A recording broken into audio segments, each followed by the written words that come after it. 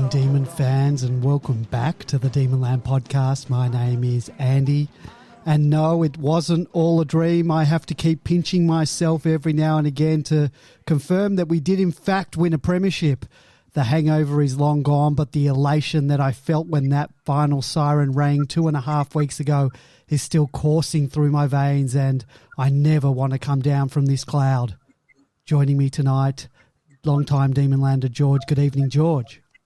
Good evening, Andy. Good evening, Vinman. Good evening, everyone. Well, we've won the premiership, and tonight we're going to try and work out why, so that we can win another.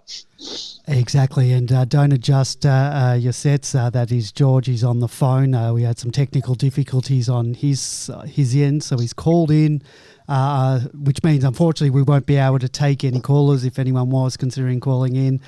So sorry about that. But also joining us tonight on hopefully a clearer line than George, Binman. Good evening, Binman. Good evening, Andy. Good evening, George. And that was a very tactical move by George, wasn't it, to try and limit the podcast to under 6 hours tonight? Well, we've already wasted 15 minutes trying to work it out. So if we were looking to get out of before midnight tonight, we're out of luck. Very strategic. So tonight, well, before we get into this, I did want to ask you guys a couple of things. We're going to do a season review a little bit differently to what we might usually do. But before we do that, I do want to ask you guys, how are you feeling? 2.5 weeks out. Have you come down from the cloud? Bin Man. Yeah, it's... To be perfectly honest, I was a little bit flat for a little while. There was sort of like, I guess, the build up to it was so long, and so I sort of did come back down, but I've been really enjoying the sort of, reading stuff and getting through some of the, there's a million things on YouTube and there's some great clips, and I was sort of thinking that, reflecting, I wasn't as sort of emotionally swept up as I might have been. And then I watched yesterday, or actually, it was yesterday, Barassi getting them presenting the cup to him. And, that was really impactful for me. And the other one was that sort of 7-minute clip where the club put together, which I thought was fantastic, sort of summarising the day. And but particularly the Barassi thing really... I got choked up a bit, I have to admit. So, yeah, it's been I felt like it was coming down. So it was a sort of a pretty exhausting last couple of weeks. And it's funny, isn't it, coming into trading season, we're already all weekend.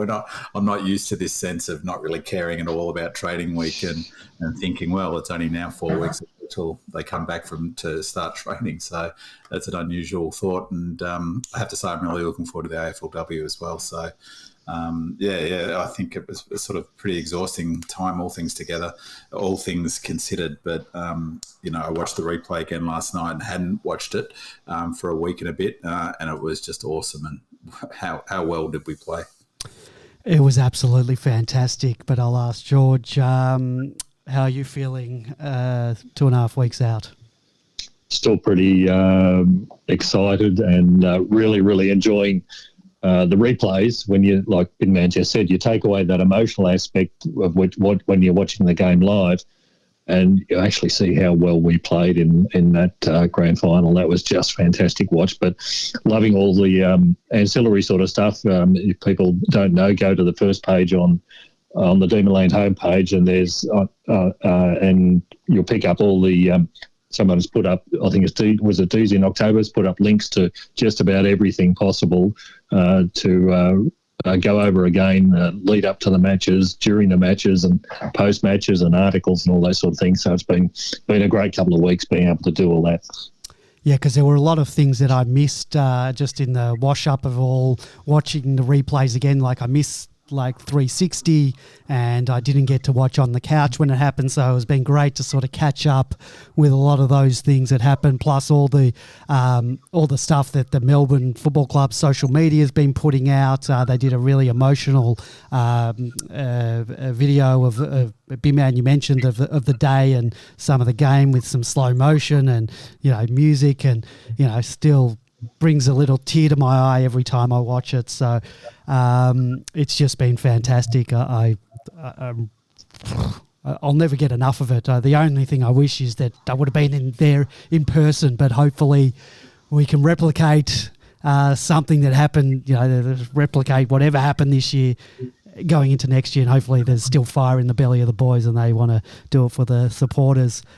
So part of our season review, we're going to go in and dive into some other things, but before we get into that, I did want to ask you guys a few of your favourite, what your favourite moment or thing from this year was. Not yet your favourite game, with the exception of winning the Premiership, but was there your favourite moment or thing from this year? And I'll go first because I'll might give you a bit of an idea of what I'm sort of talking about. And for me, without a doubt, the favourite thing from this year was the time that we spent on the top of the ladder, you know, culminating in us taking out the minor premiership, because throughout my lifetime, I can probably count the number of weeks we've spent on the top of the ladder on one hand, and I doubt I'd make it to a second hand, particularly deep into the season.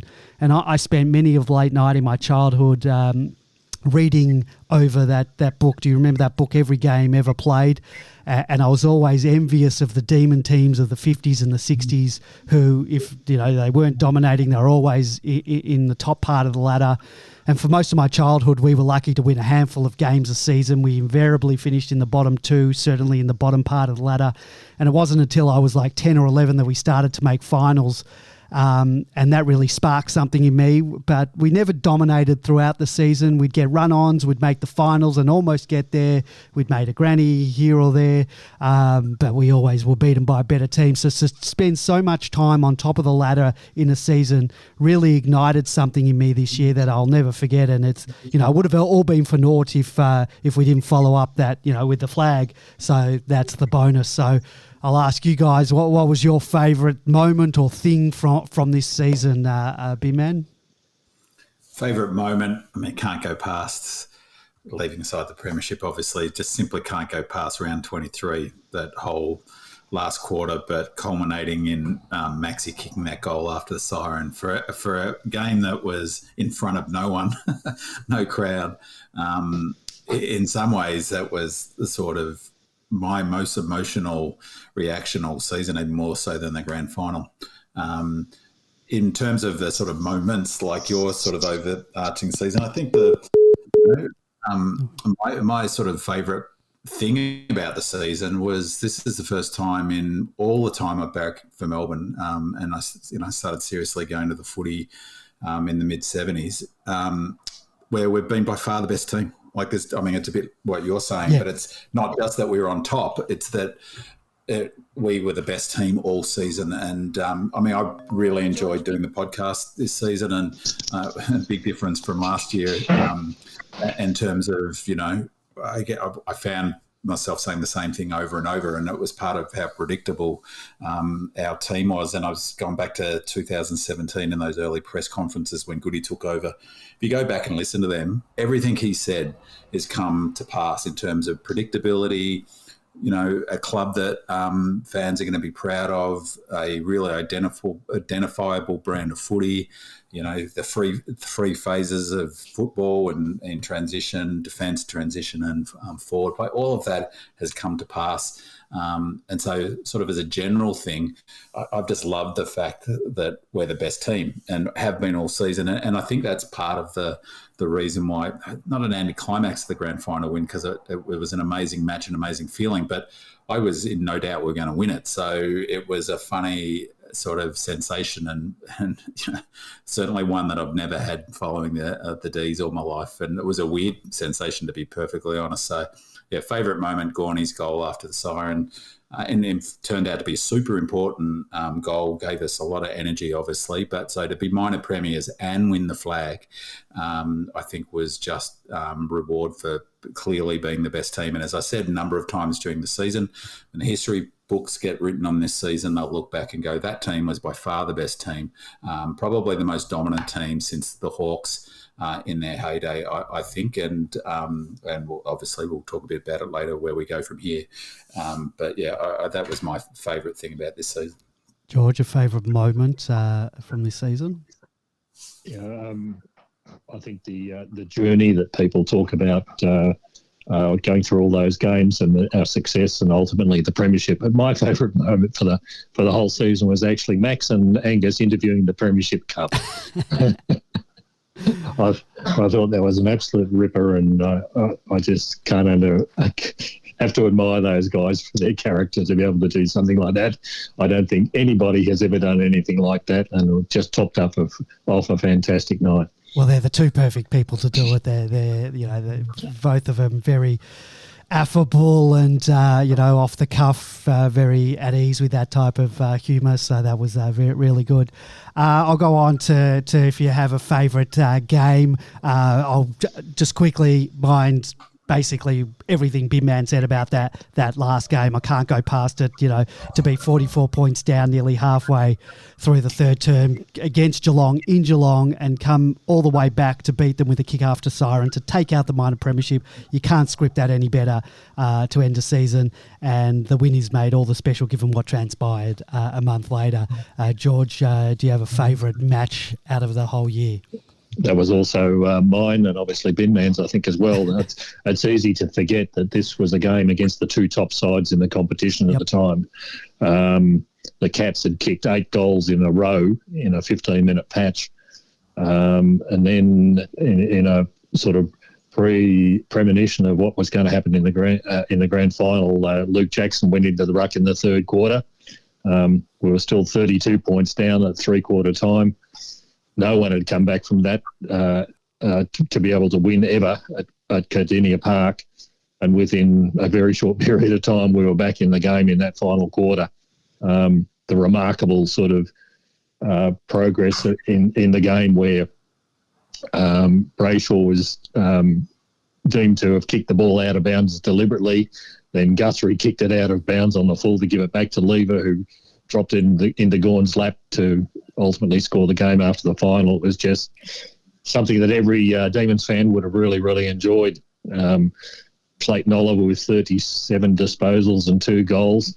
And it was also easy to forget that that game we came off a third successive 6-day break, which told us how fit we were and capable against the second best side in the competition. And I remember in my match report that week, I wrote something that I had a look at today, which I thought was very prescient at the time, as of today.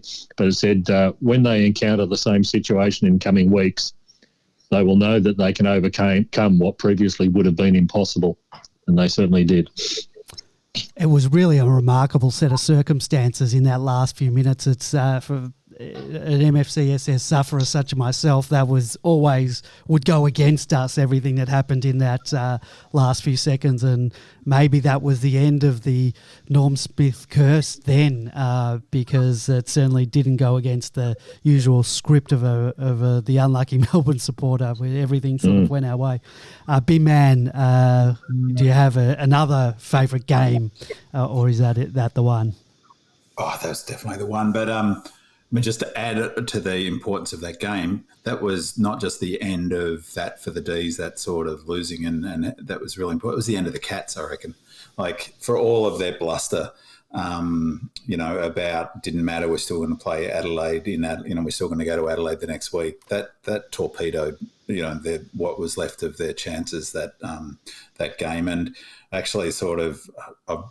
Like the Cats even less now because they carry on, I was thinking about, I didn't talk about it at the time, but they're sort of negating us in the prelim about the stomach stuff and the way Scott said something was going to come out. All it was that a few players were crook, and then in that game, the way that they all carried on a little bit afterwards and minimised that. And I thought it was interesting he got re-signed during the week, so they want to come out and play a different brand of footy, but. Leaving that aside, I think the favourite highlight in the same thing outside that Geelong game was the Anzac Day game, being able to go to the game with friends, sit in I think there was 50, 60,000 people there, from memory, maybe 40,000. Beautiful, night. We played great. We came back. That was another one where they jumped out, if you remember. We showed that resilience that we showed, was a theme for our season. And we did, what we've done all season. I'll talk about this a bit later. We strangled them in the second half. It was the template of the way we play. It was just terrific to be with friends, to watch that game at the G. Seems a long time ago. I'm really looking forward to getting back to watching live footy next year. And in that game, Track's goal that sealed it was just, I think that was, a sign of things to come for our season. And, we saw that plenty of times during the season, of course, in the grand final. When I watched that game again last night, arguably the best game of footy I've seen since the prelim. Because Gawn was awesome in the prelim, like he was next level. But Track to play that game in the thing, so he showed that night in the Anzac game. He's a natural big game player, isn't he? Stands up in big moments. He's brings a crowd along. But yeah, I really love that night. Well, my next thing is a favourite highlight, and you sort of touched on what it was for me. For me, the Max Gawn's dominant game in that prelim final. I don't think I can recall a better game by any ruckman, perhaps even a player in a final, which was probably eclipsed by Track's grand final performance the next in the 2 weeks' time. But given my association with Max as his player sponsor from the time he came to the club, to see how far he has come from the 3 knee injuries to his breakout game to his first All-Australian to his 5th one, the captaincy of the Ds, the captain of the All-Australian team, now a Premiership captain. I just couldn't be prouder. That was such a dominant game as my favourite highlight, probably from an individual's performance for me. George, you got a favourite sort of highlight, whether it's an individual performance or a one-off goal or anything? No, I think you've covered it off again. Going back to this Geelong game and Max's kick after. I mean, that Max over the years has had some horrible episodes in front of goal, and for him personally, to put those demons away was great to see.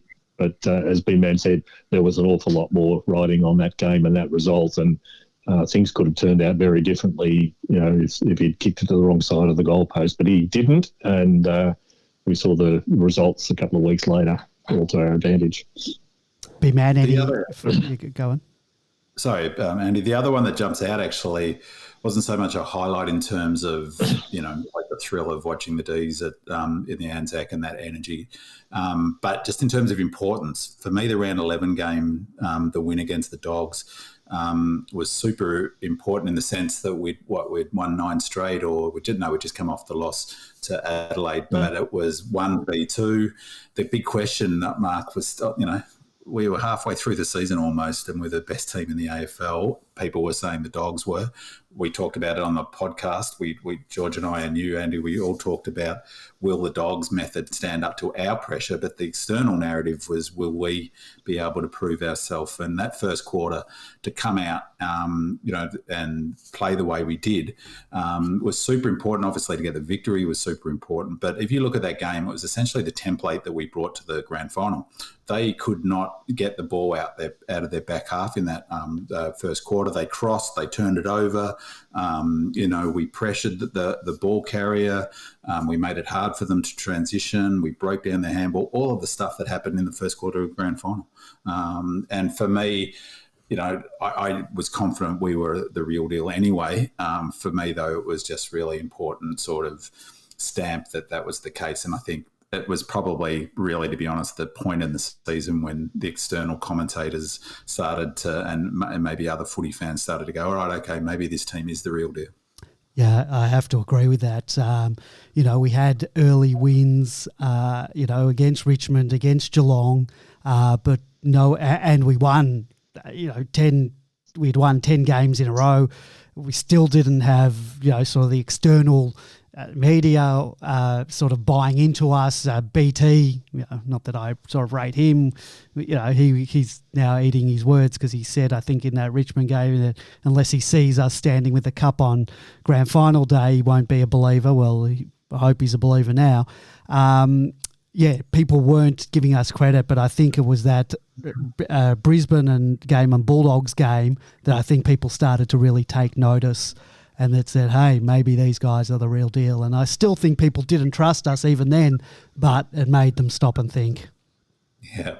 Hell ain't a bad place to be in the chat room makes a really good point that I should have made myself. The Anzac Eve game was Jonesy's 300th. Yep. So, that added an extra special dimension and such a great warrior for the club. So to get the fact that he got to 300, I think is super important for the club and obviously for sort of him, I guess, but more so for the club. The other thing I've got here, and we've got a few others about our expectations for 2022 and I've got a player to watch for 2022, but we might save that for later in the show. But I want to, before we move on to the real guts of the show, most improved player for you guys this year. For me, it's Nibbler gets my nod. He's been a much maligned player over the years. I thought he had an excellent year this year. His endurance has always been exemplary. But I think the criticism was always, the low possession rates, forward defensive pressure wasn't up to it, scoreboard pressure wasn't always up to it, a bit inconsistent. But I believe he stepped up in all those key indicators this year, became an integral part of the team and very deserving of that Premiership medallion. Do you guys have someone, George, I'll start with you, that you thought sort of took a step up this year? I'll go for one just slightly different in Ben Brown. Ben came to us probably a little bit less fit than what he needed to be. He came from North Melbourne as primarily as a lead up forward. It took him a good part of the season to get up to the standard that was required at the club. But I think he dramatically changed the way not only the forward line operated, but the way the mids were able to operate because he was there. Even in the grand final, wasn't the marks that he took at really telling times, which were fantastic on their own, but it was when he was competing up on the wing and on a number of occasions, just bringing the ball to ground or getting his hands on it, where previously we struggled to have players capable of doing that.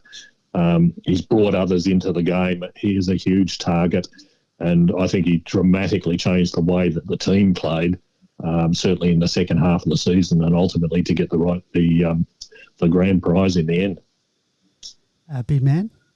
That's a good call, George. Just one thing about Brown that's interesting is that, I used to hate how many free kicks he seemed to get, and I don't mind that so much anymore. He does seem to get his share of sort of chopping of the arms, and it might be because they're 12 foot long or something, but he got a couple in the grand final that, if he was playing for North, I would have been banging on about. But, I totally agree. He's also, obviously got so much fitter, but got fitter within the season. So, you could argue that not only did he improve from North Melbourne, he improved from when he got dropped and he came back. It was a sort of chalk and cheese in terms of his body shape even. For me, I'd say Nibbler, definitely not, because I thought he was a gun beforehand, but Gus, for me, think about his third in the Brownlow. I reckon those were padded stats. His weakness that year was his defensive running. And he was lucky to get third in my view. He was no way, Oliver was far better player than him that season, far more consistent contributor, much more damaging. I could not be more impressed with the way Gus has turned his, maybe it's a bit overstating and turned his career around, but he's been so important this year. And watching the grand final again last night, is how often he is down deep in defence. I mean, I know that's been a theme all season, but it was particularly the case in that third quarter when they were pressing and we were really pushing back. He was deep so often. And, you know, his defensive running, his marking, I guess he's also his contribution emotionally to the team is incredible. And so for me, he's gone from a really good player who potentially could have been traded out if we were looking for, who else would you trade to get some good players back in, to an absolute integral part of the team who changed the way he plays footy, went to a new position. I know that started last year, but I think he's by far for me the biggest improver. All right. Tonight we'll be doing an end-of-season review of sorts, and rather than going through player by player, we thought it might be a good idea to examine all the factors that contributed to us winning the Premiership, and in turn, them being able to sustain that success both on and off the field. We'll look at all of this through the lens of the ambitious strategic plan outlined by Gary Pert and the Melbourne Football Club at the beginning of the 2020 season. If you recall, that bold strategic plan included the goal of reaching the finals every year and winning one premiership over a 4-year period. The plan also set a series of on-field and off-field goals for the years 2020 to 2023. In addition to the aforementioned on-field goals, the plan set a benchmark for 75,000 members by 2023 to be debt-free by then and achieve an average home game crowd of more than 50,000 people and have a permanent home base for training and administration close to the MCG. We'll explore the on-field performance aspects, including our players, their buy-in, their selflessness, and our 2022 list needs. We'll then take a look at our coaches and footy department and how the changes made going into the 2021 season impacted the results that we were blessed to witness this year.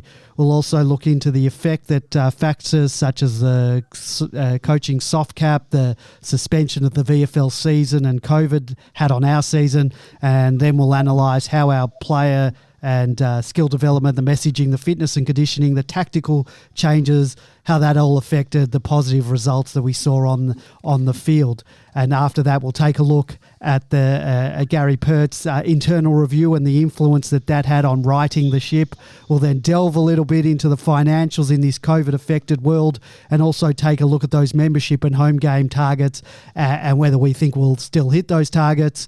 And finally, we'll see where we are at with our facilities, and George will give us an update on the upcoming AFLW season, and then we'll talk briefly about our trade week that's been ongoing at the moment. So we'll start with the on-field performance. As mentioned earlier, the ambitious strategic plan had us playing finals each year within a 4-year period beginning in 2020. And obviously the COVID affected the 2020 season, which included shorter quarters and a shortened season, and that interrupted the start to the plan. But we made finals this year, so we're back on track. And then the second part of the plan, and certainly the most ambitious part, many of us would have thought, included winning at least one premiership in that 4-year period. And most of us who have witnessed many false dawns and the resulting disappointments probably scoffed at the audacity of such a statement. But that part has now come to fruition, and probably much, much earlier than anyone could have anticipated, even the people who were planning for it. And I guess now the plan needs to be adjusted for another flag and more sustained success. There are many pieces of the puzzle that need to fall into place to create the masterpiece of winning a flag and then having that sustained success. One of those pieces is the players that grace the field of battle. Big man, you're going to take us through a deep dive, so take it away.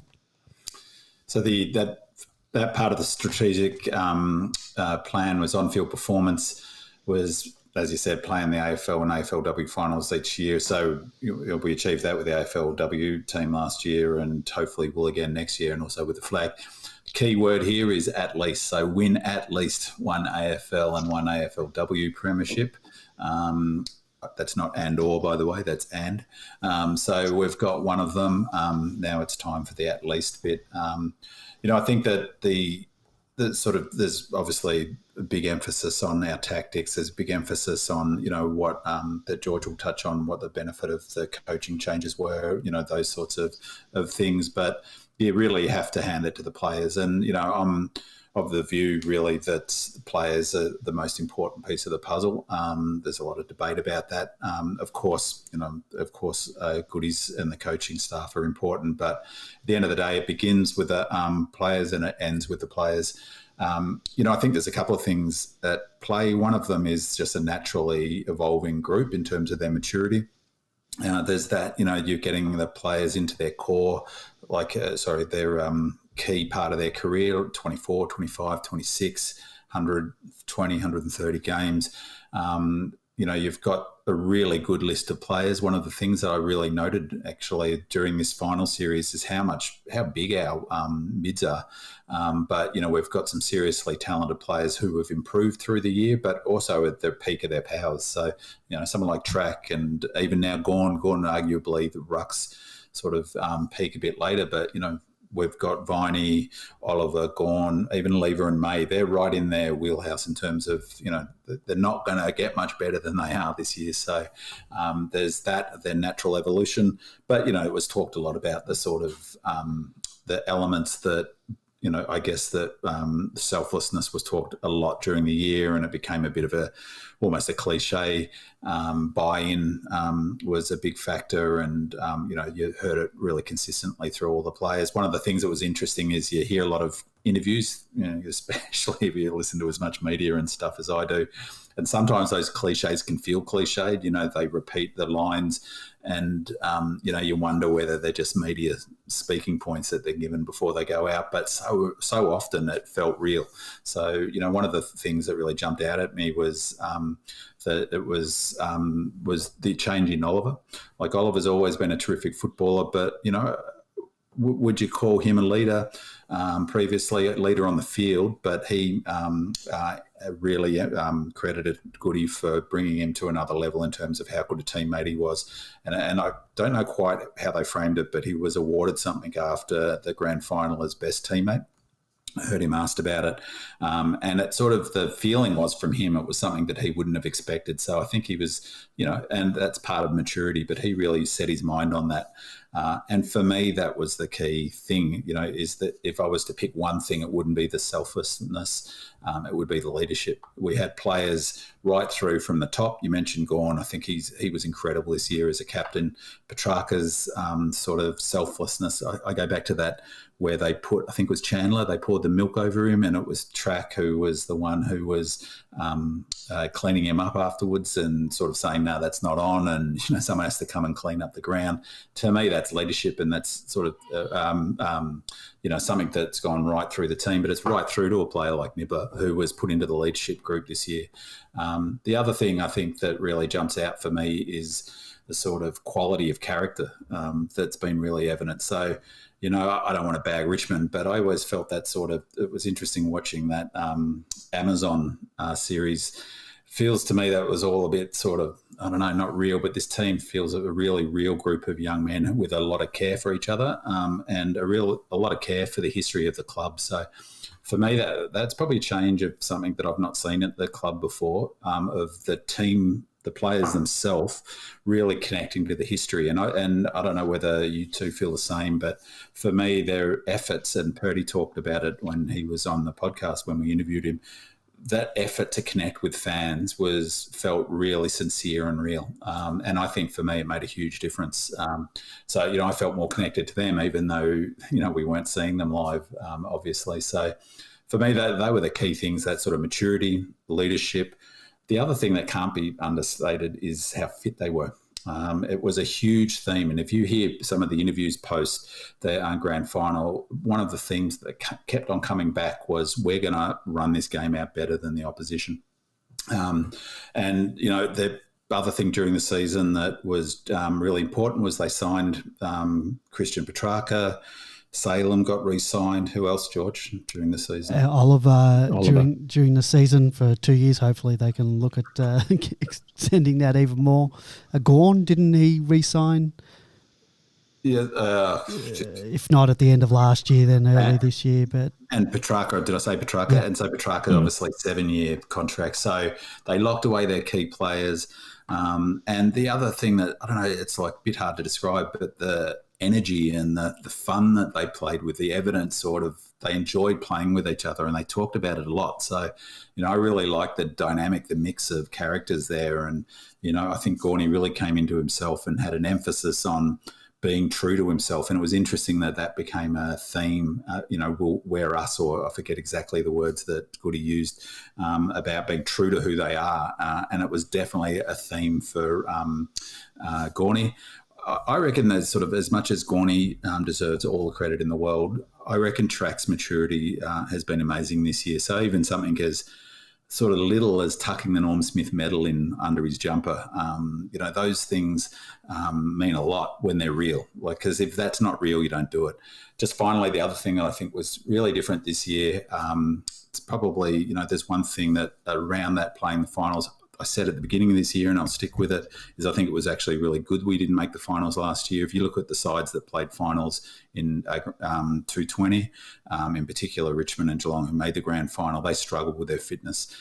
So I can't recall now, did Dogs make the final? Yeah, they took our spot if we wanted them to lose the last game. So the teams, that fell away, they, both those teams fell away, Geelong and Richmond, even though obviously Geelong made the prelim. The other thing that sort of I think was different this year was discipline. Like, they were so disciplined right through the season, the little things, the things I was talking about during the season, like the way the angle on the mark to stop the kick into the corridor, the little tap-ons, the chase downs when it's a done deal. Even something in the grand final of not bringing Jordan on. It all goes back to discipline. That have gone not going for a barrel with a minute and a half to go, dropping it into the pocket. Those things were, I felt like, they were a real theme that was picked up on by probably everyone, really. They were just a super disciplined group that didn't break team rules. And, it was really evident. I was looking back through notes that I made from the prelim game. Sorry, not the prelim game, the pre-season game that we played against the Dogs. And there was a bit where Oliver failed to make the extra effort to shepherd. And I thought, well, that's not a good sign. But that was the last time I see him all season and right through to the end do anything like that. So I think discipline was really important. I think that again, I sort of said it before, but you can't understate how important the fitness was. To use, how many players did we use? I think it was only 25 or 26 for a whole season, is incredible. It's, for me, it's the biggest factor in football. It's the biggest, indicator of success. You just need a pretty good run with injuries, and we had a brilliant one. The Dogs had 44 players, I read the other day. Yeah, and I mean, part of that too is that was some of the Dogs thing was a strategic decision about the way they managed their list, whereas Goody really was clear about rewarding victories. He made very little changes all the way through the year. I think that Brown, I think I was going to make that point, George, that was a really important decision to bring him in, obviously re-signing T-Mac. They put him out to market it, and Nibbler for that matter. But I think part of the cultural change at the club is the respect with which that happened meant that they weren't thrown to the wind. Like, I see what's happening at Hawthorn now. How's Wingard going to go back and play at Hawthorn? There's about 4 of them that they've sort of put up. I mean, if they were all to go, that would be disastrous. Like when we got rid of when they got rid of Junior Mac and all that, we had no leaders at the club. So if they were all to go, I think they're in trouble. But plus, if they don't go, that's 4 players that were told to leave. They're in even more trouble. Yeah, and so we had not totally dissimilar situation in the sense that, we encouraged Nibbler to look for other opportunities and T-Mac as well, and both ended up being key premiership players. And as you mentioned, Nibbler's been put into the leadership group after that. That's right. And so that's credit to both of those two blokes to take that and to take the opportunity. I remember hearing Nibbler at the beginning of the year saying that he really took on board the things that he needed to work on. Probably goes to your point, Andy, about him being the most improved. Perhaps I see him through rose-coloured glasses. But the fact that they were able to maintain a positive relationship with both those players is a fantastic sign of a really strong culture. So, all of those things add up to that mysterious thing of culture. And for me, it feels real. I'm not sure about you guys, but even just the sort of connection that they made in the latter half of the season with the past players, all that work Rod Grinter's done to knit that group of people together,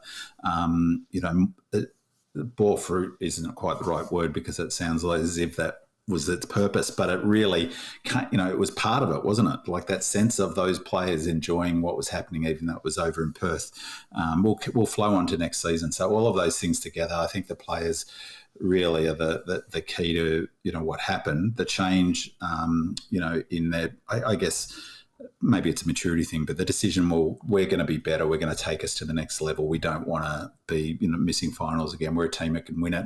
The other final thing is that I think that Goody's really underrated, and I know George will talk about him in a sec, but is that he instilled a belief that we were going to win the flag. A quiet belief. He didn't pump it up. It wasn't. And I think the players from the beginning of the season felt that they were going to win, will be in the frame for winning the flag, which goes a long way in terms of, you make your reality, I think. In terms of moving forward, I might talk about scoring a bit later in terms of that, maybe on the back of George talking about coaching. But for me, that was the key thing around the players. And, I think we're really well positioned in our list. We've got a brilliant age demographic, which I'll talk about a bit later as well. We're set up super well for the next 4 or 5 years. Do you want to talk about that now, or is there a place? Have we got something? It'll probably come up. Yeah, there's probably there will be a place that will come up, I'm sure, before the end. All right, so just George, then just as important as the players to the Premiership puzzle is the coaching staff and the footy department. George, you want to take us through that? Yeah, I would never underestimate the coaching. The players ultimately are what produce the results, and there's been plenty of examples of coaches who might be very capable, but if you don't have the right cattle out there on the field, you're never going to get anywhere.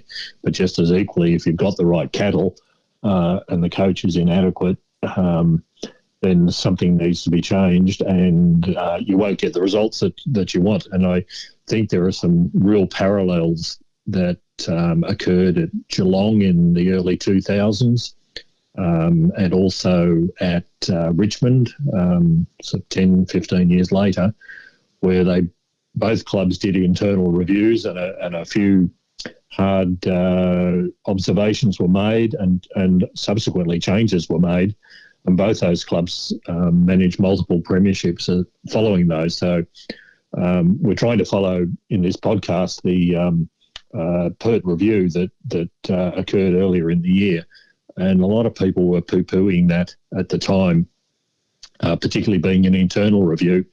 But when you've got a hard-nosed oversight of what actually is going on, I think you get a better result rather than asking people to come in from the outside, and then you spend most of your time trying to explain to them what's going on in the first place. If you know already what's going on and what needs to be addressed, then you're halfway down the path. And like the Richmond and the Geelong situation, I think that's exactly what we did this year.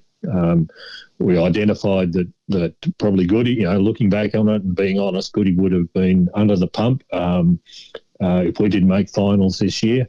So the question was, well, what do we do to make Goody a better coach? What do we do to make the situation and the messaging get through to the players in a better way? And the results come the end of the season are pretty obvious. So they worked brilliantly. And so what did we do? Firstly was the arrival of Adam Uze and Jocko Williams from outside. I wouldn't underestimate the value of both of those to the club. Uze in particular, probably very unnoticed as a general rule. He's the midfield coach. Have a look at our midfield. It's probably the best in the competition, and yet he's the man who's been responsible for turning a couple of raw young players effectively, who are obviously very talented in the last couple of years. But the difference between what the players like Oliver and Petrarca and even Viney's role has changed dramatically in the last 12 months since the arrival of Uze. The other side to Adam Uze is he's the man in the coach's box. He's the one doing the tactical work. Goodwin's on the boundary line trying to get the message across to the players, and he's the man that you go to make sure that the direction's there. But Uze's looking at the stuff on the field, working out where we need to change players and move them around. We saw a couple of good examples of that in the particularly in the grand final, when Luke Jackson was thrown into the middle. That came from the upstairs. It didn't come from the bottom. The way that the players move the ball around the ground, all those sort of things come back to an Adam Uze. So he's a quiet achiever, and it's great to have him backing up Simon and the rest of the team. Choco Williams is also just fantastic, and his influence on the players has been just dramatic. He's brought in those, I forget what they call them, those balls with stripes down the middle. But he believes that enables the players to position the ball and get some feedback from the ball when they're actually kicking it.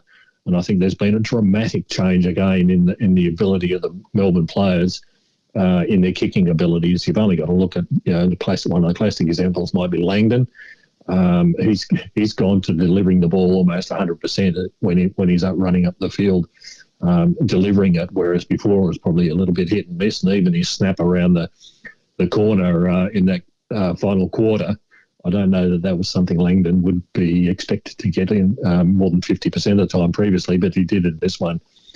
The other thing that keeps cropping up about Williams is from the younger players. He runs the David Neitz Academy, as they call it, for the sub 3-year players. And when you hear people like Rivers and Bowie talking about the influence that he's had on them, it's quite dramatic when they bring that out just in general conversation. And we can see the effects on the field.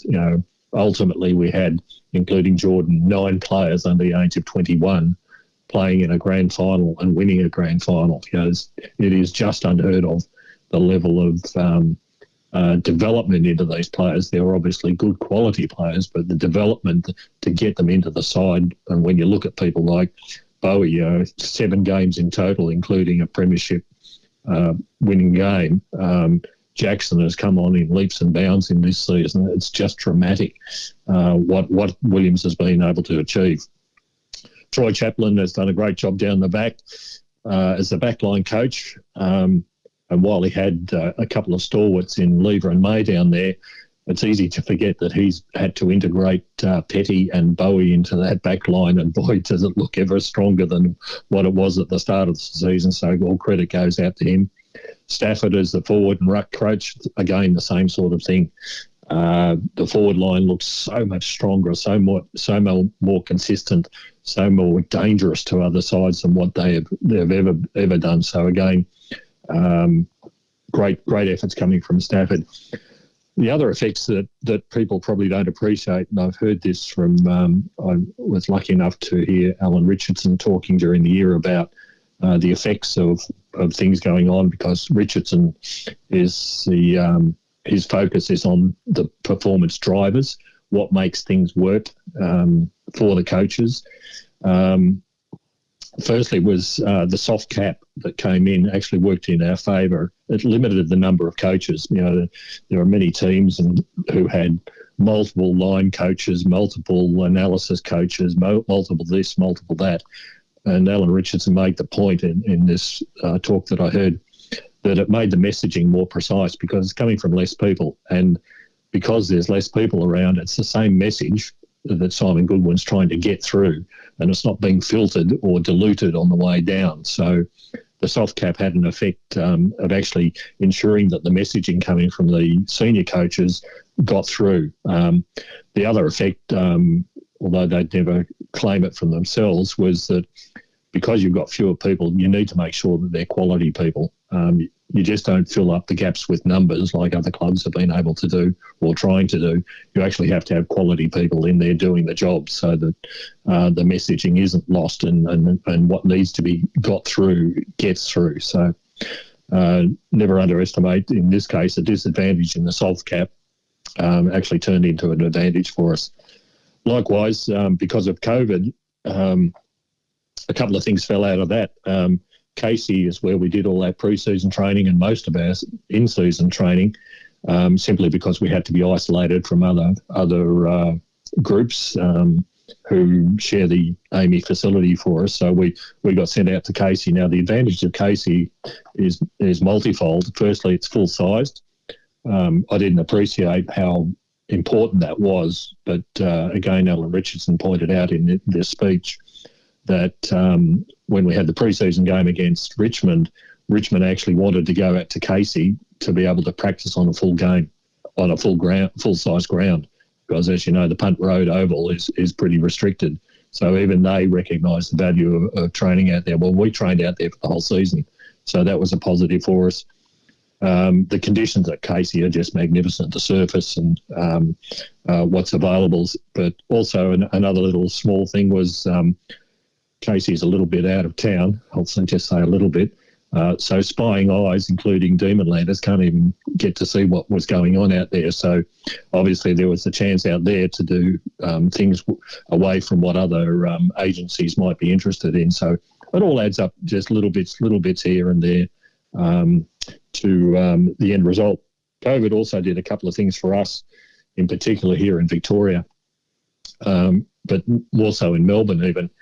In that we had to work together as a team. We were spending an awful lot of time together as a team. They used that as a great opportunity, particularly in the final series, of players being able to bond, not being able to play VFL games, for example, where you've got separate people training with different people. At least in this season, we had groups of people spending our whole team effectively spending the whole time together.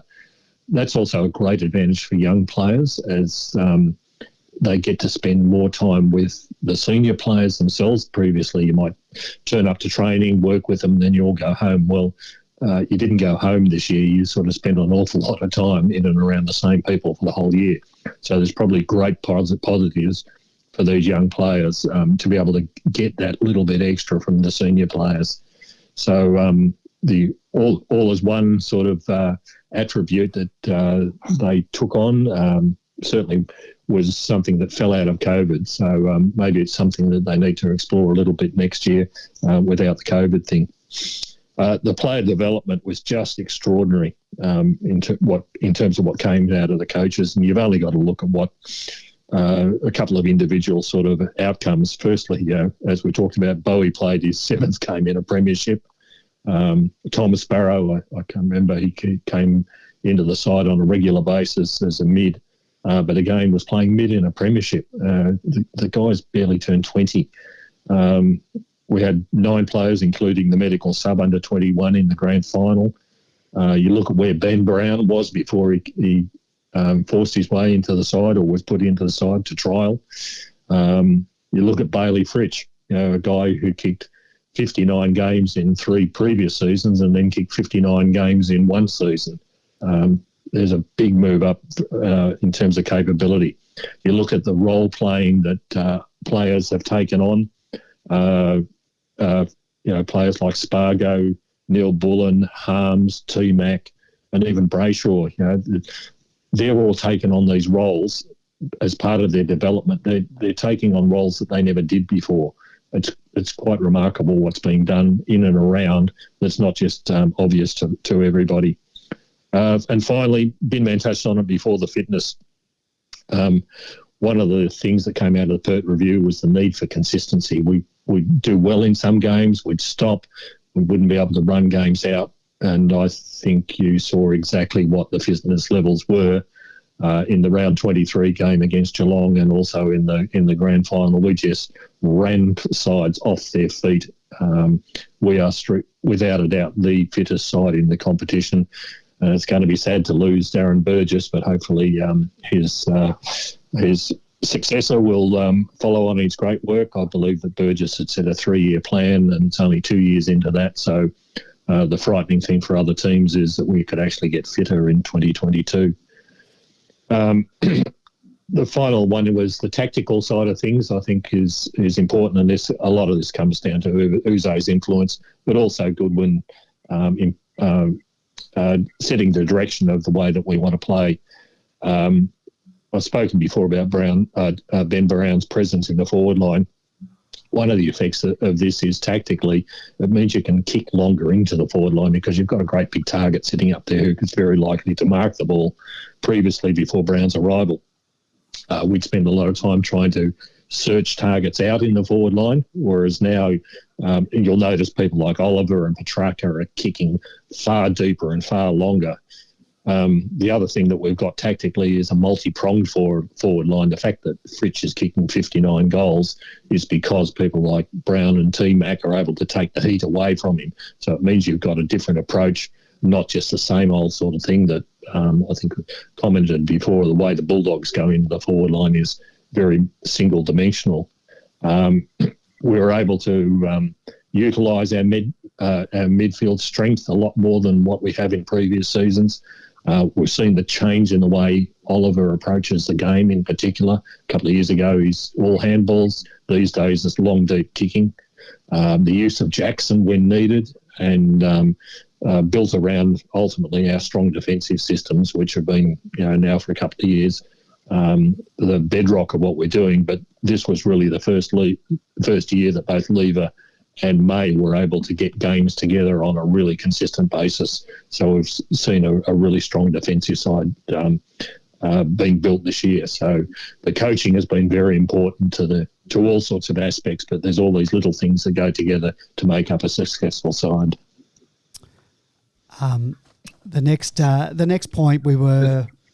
And just before we go on Sure. that, just on that tactical stuff, so it's great, George, that particularly that you emphasised the shift in our offensive stuff, because so much emphasis this year was opposition teams, I guess, and the commentators talking about how strong we are defensively, and I think often it was missed how potent we were potentially, offensively, and that certainly was an obvious thing in the finals. We were just so we're by far the most, in the last 7-8 games, including the 3 finals, we were by far the most offensive side. I think we averaged 107 points in that period, as I said a couple of weeks back. But just on the defensive numbers, so leaving aside the system and I think you make a good point, George, that this is not a 1 year in the making thing, and it's been something we've been building. It goes back to a discipline. There's the coaching, and then there's the players, and the combination of the two to be disciplined. It's like to defend well, and with the system we've got in place, everyone has to be playing their part. But there are a couple of things that sort of I was going to talk a couple of weeks ago about my frustrations with the commentary, but if it could be crystallised into one thing, it's this thing that David King talks about all the time, which is you don't get beaten by what you know. Which is all well and good, except if you don't know stuff, then you miss it. Now everyone knows that we're defensively strong, and some of the numbers. A friend of mine who goes by the nom de plume, Gorilla, he did some drill down on the numbers in terms of defensively. He went back to 67. When they had the change in the rule around kicking on the full.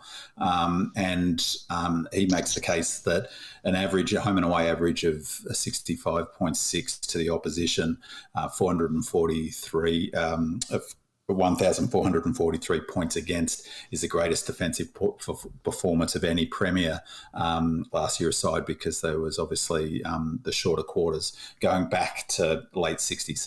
And that, there's nothing even in the last, there's within 100 points of that. The best example of the closest is the Pies back in 2010, which was 1546. That's the closest that any Premier in the last 50, last 50 plus years has been conceded, which is incredible. So obviously our scoring was a bit lower because overall the whole scoring has gone down a bit. But it's comparable to Richmond, for instance, who had 1,892 in 2019, and similar the Doggies in 2017.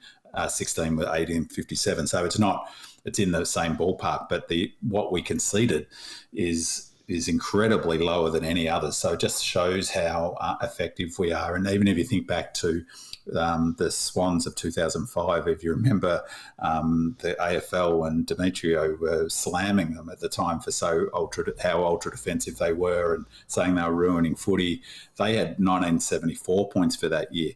They kicked in 1696 against, so 250 points more. So, it's incredibly effective defence. But the thing that I really wanted to flag was the interesting thing about how we play is that it's been a theme all year about a model that I don't think has been picked up a hell of a lot, which is how we hold teams in the second half. So those numbers are incredible. But what for me is even more incredible is that over the full season, in the first halves of games, teams against us average 37.12. In the second half of games, when technically you tend to give up more because you're starting to tire, and we've got a very, very challenging aerobic model.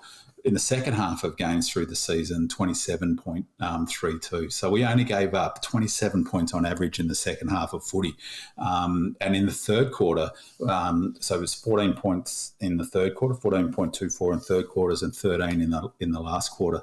That's incredible. And we were only averaging scoring shots, 7 in the first half, nearly 10 scoring shots against us. In the second half, teams are only 7 and under 7.5, 7.32 scoring shots against us, which is remarkable. And why it's important, I think, from a tactical perspective, is that it was in the coaches said a number of times, Goody said, and so did Burgess, was that they knew in the second half that they weren't going to get scored against right through the final. So I think it's a really key thing about the way they play. If you're not in front of Melbourne by a fair way at halftime, you're going to be in trouble.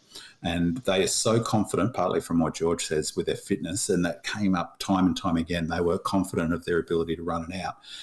But how often during the season did we win that margin between 20 and 30 points, where we got that score, the lead in the first half, and the second half we just held them? I think that was a really important strategic thing that, I sort of didn't notice until near the end of the season. I reckon it was important for a couple of reasons. One, we just didn't give up goals in the second half of footy. It was incredible. So to only give up, 6 goals in not even, for just a tick over 4 goals on average in a half of footy for the whole season is just berserk. But two, doing that during the season allowed us to, I think, not sort of get so smashed around. If we'd gone hell for leather the way we did in the finals all season, we would have run out of puff. So I thought it was a really clever way of managing the loading of the players. And, we didn't waste energy. We're happy to get a 5-goal, 4-goal win, much to the, annoyance of a lot of fans who wanted us to kick away and smash teams. One of those people was me. One of them was you. But it just showed once we got to the finals and we didn't have to worry about next week, when we released the shackles, we could go bananas. But the key is, and this is what's really important, is we gave up less in the finals in the second half than we did on average through the season.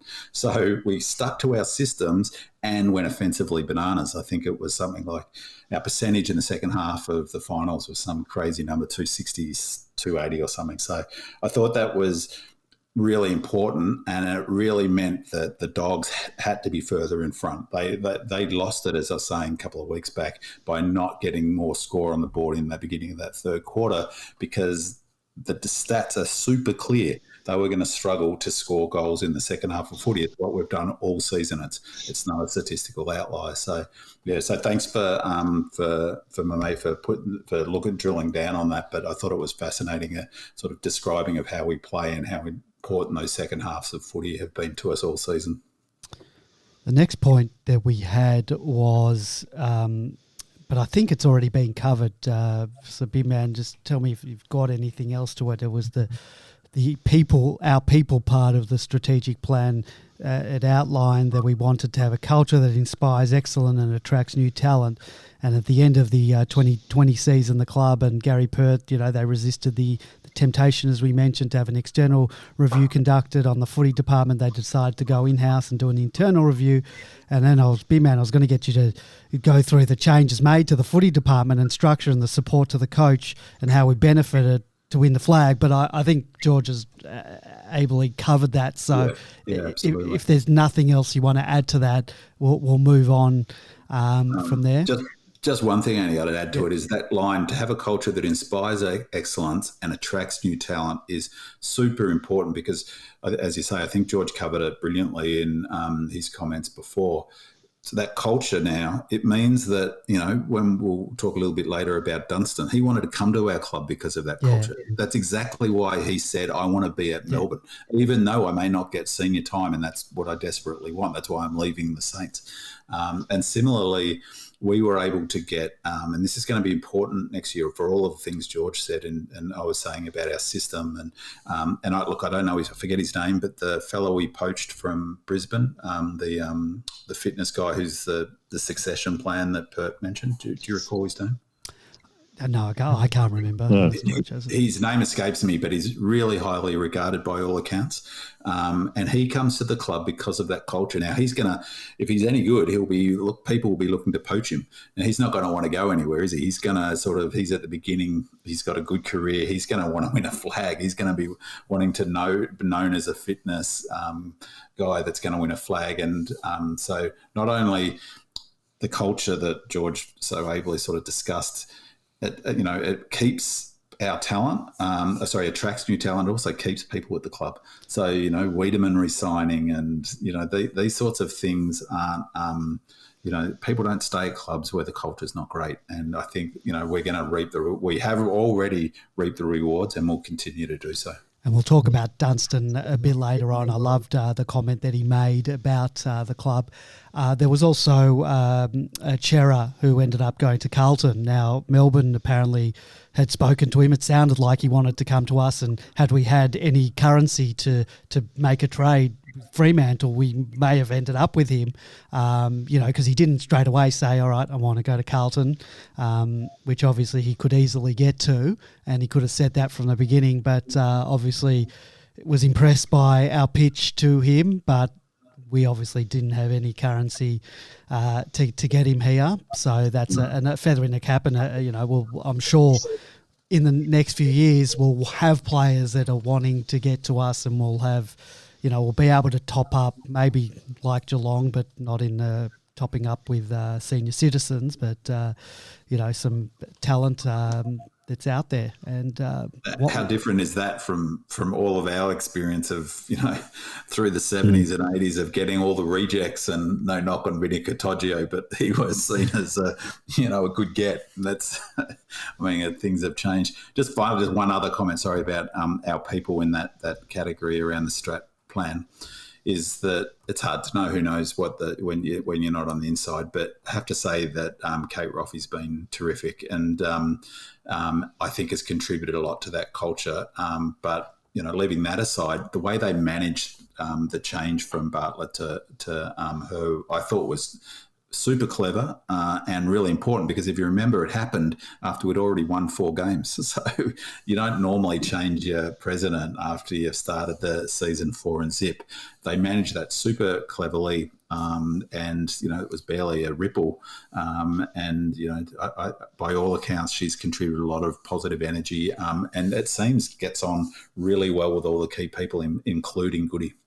And Bartlett didn't get on well with Goody, there's no doubt about that. Oh, and you could see it even after the grand final. Yeah. A lot of the behind the scenes that you've seen, I thought she was fantastic. Let's move on. Financials. When the financial goals of the strategic plan were outlined back at the end of 2019 and the start of 2020, it would have been impossible to foresee a global pandemic and in turn the financial chaos that has resulted. The initial goals were to deliver a combined $4 million profit over 4 years, eliminate the debt and have a $30 million plus of income producing assets. 2020 was a mess as a result of COVID, and earlier this year we were starting to get back on track to a profit before the Delta wave came crashing down, impacting some of our biggest drawing games and the windfall from the sold home game. We spoke to Gary Pert a few weeks ago about the repercussions of COVID on our bottom line. Now winning the flag and the boon from merchandise sales and hopefully future memberships will go some way to recouping some of those losses. George, you're the financial guru of this podcast. You've looked at the profit and loss reports in the annual review. How do you think we're tracking in this department? I'm glad you think I'm an expert, but anyhow. But more than me.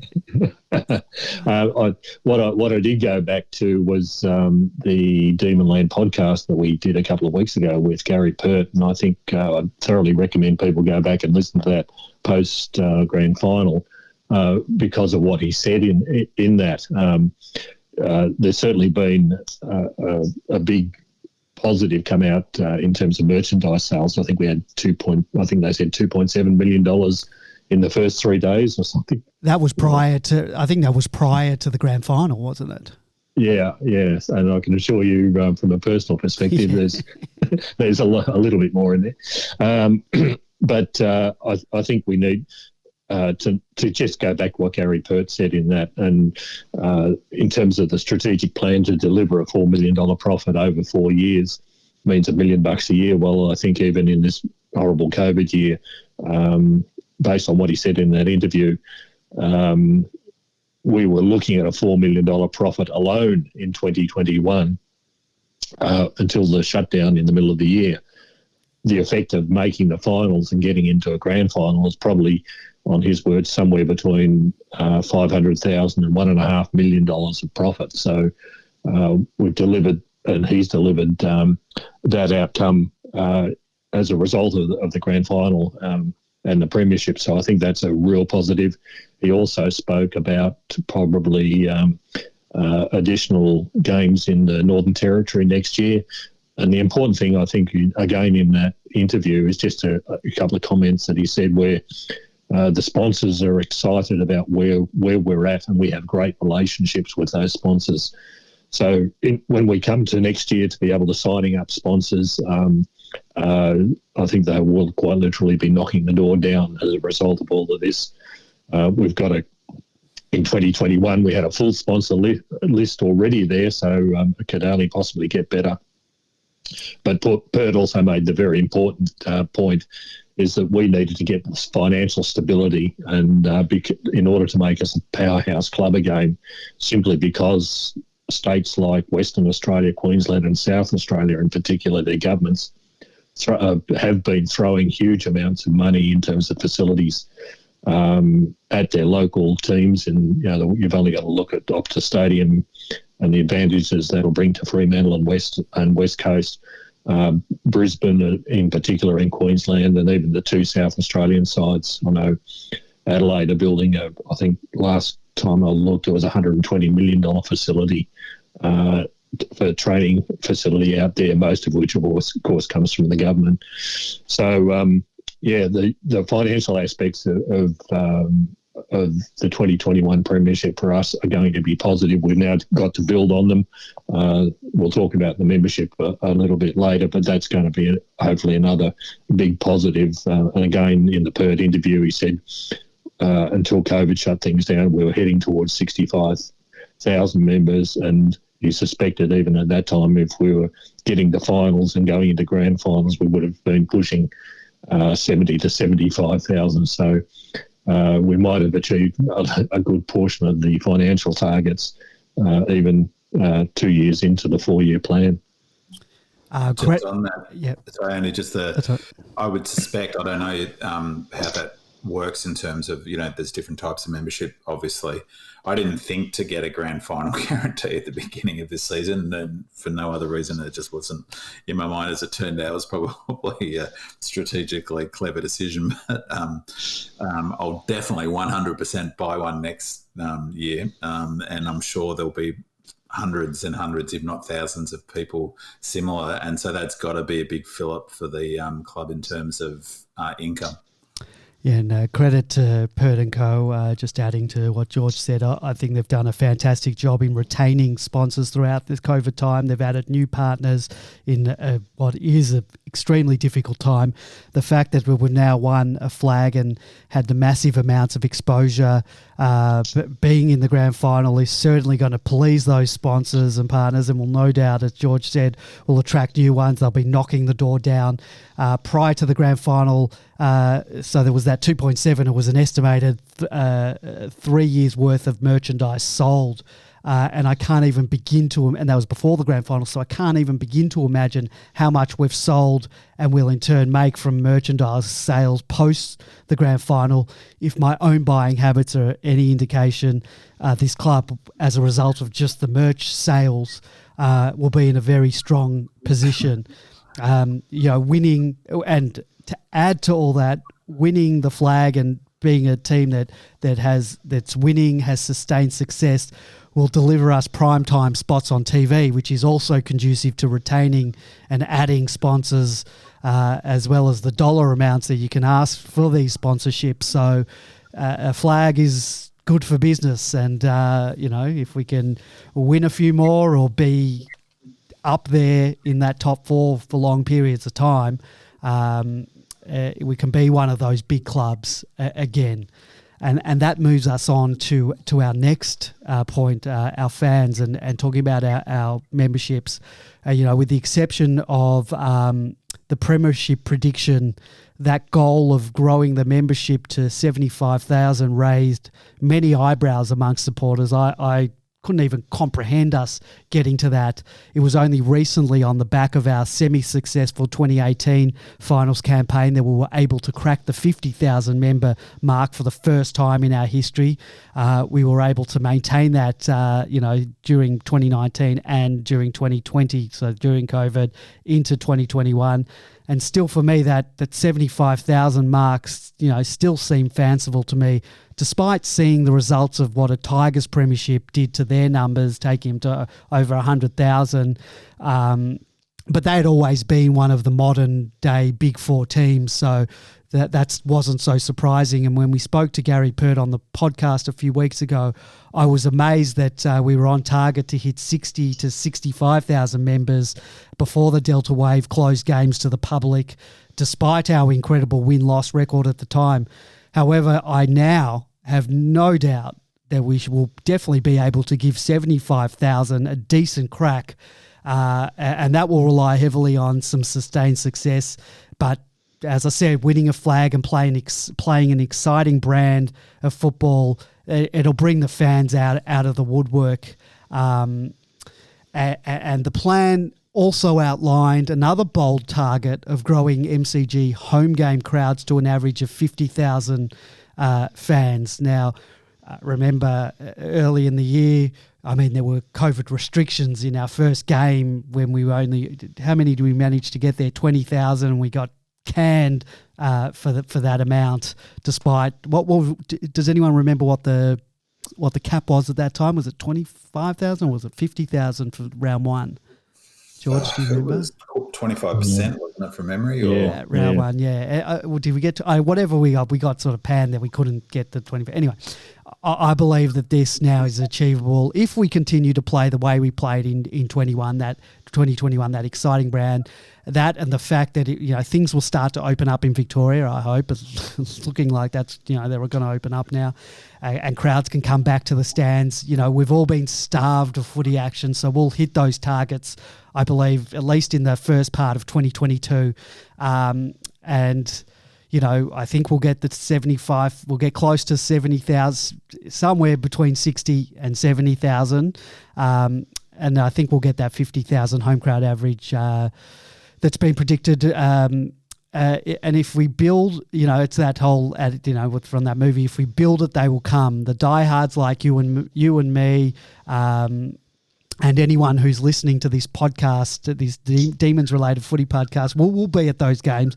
We'll be the 10 to 15,000 that rock up on a cold day against an interstate team when the going get tough. But the way to keep the other half and more coming is to play good footy like we saw in the finals, like we saw in 2021. keep winning. Winning and good footy will also produce those good time slots. No more 4:40 on a Sunday on Mother's Day. Leave that for the Hawthorns of the competition to have to suck that up. And I think the member engagement is also an important part of growing a young membership base. I think the club was fantastic in this year in regards to this, particularly when we couldn't be at games. And also once the club went into the finals hub, the Demons have done well with their social media presence. It's a fantastic way to engage with a new generation of Demon fans.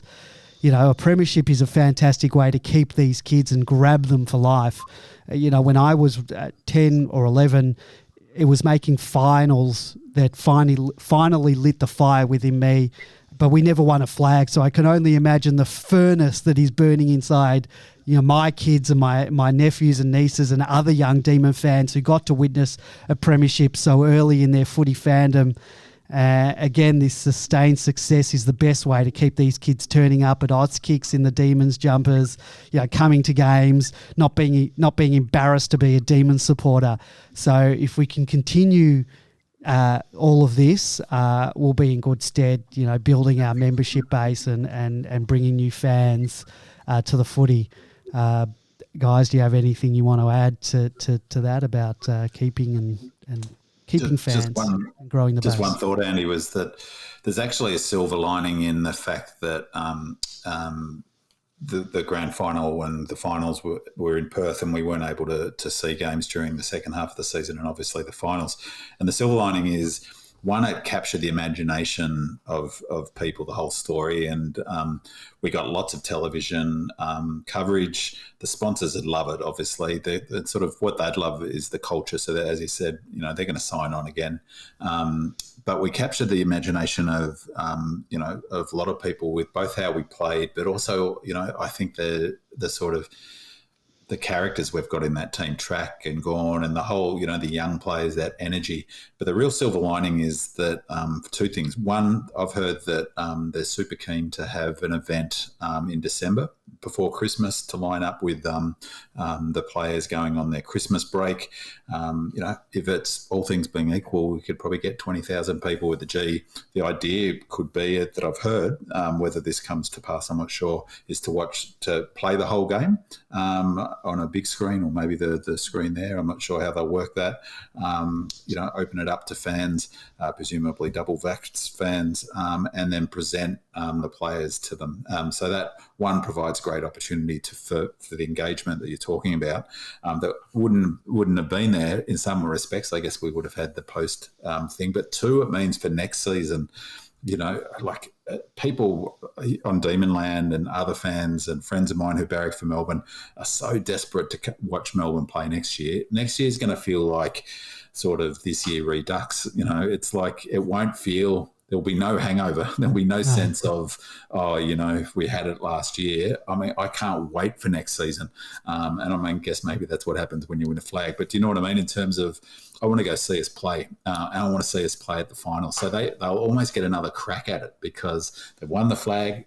Maybe they wouldn't have if it was in Melbourne. Who knows? I think that's what I've thought. That what happened might not have happened.